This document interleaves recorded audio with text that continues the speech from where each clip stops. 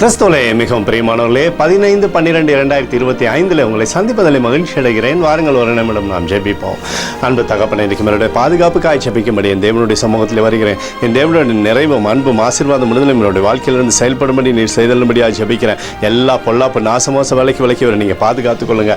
என் தேவனுடைய கரம் இவரோடு இந்த அற்புதம் செய்வதாகும் நிறைவானது இவருடைய வாழ்க்கையிலிருந்து செயல்படும்படி நீர் செய்தல்படியாக ஜெபிக்கிறேன். இப்படி கிருபைக்குள்ளாய் இவரை மூடி மறைத்துக் கொள்ளுங்கப்பா. இயேசு கிறிஸ்து சிந்தின பரிசுத்த ரத்தத்தை இவர் மீது ஒரு குடும்பத்தின் மீது செய்கிற சகல காரியத்தின் மீது பூசுகிறேன். ஆகவே இந்த நாள் முழுவதும் மகிமையின் ஆசீர்வாதம் இவருடைய வாழ்க்கையில் இருப்பதாக.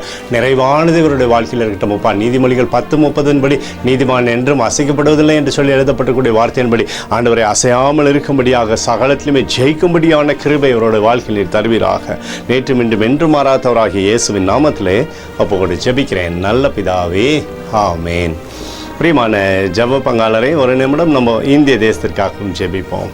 அன்பு தகப்பனே, 15/12/2025 இந்திய தேசத்திற்காக ஜெபிக்கும்படியாக என்னுடைய சமூகத்தில் வருகிறப்பா. தேசத்தை நம்முடைய நன்மையினாலே நீர் திருப்தியாக்கும்படியாக ஜெபிக்கிறேன். தேசத்தில் நம்முடைய சமாதானமும் சந்தோஷமும் கிருபையும் இருந்து செயல்படும்படி நீர் செய்தல்லும்படியாக ஜெபிக்கிறேன்ப்பா. எங்களுக்காக அடித்து நொறுக்கப்பட்டுக்கூடிய இயேசு கிறிஸ்துவும் அவர் சிந்தின விலையேறப்பட்ட ரத்தத்தை வைத்து ஒப்புக் கொடுக்கிறோம்.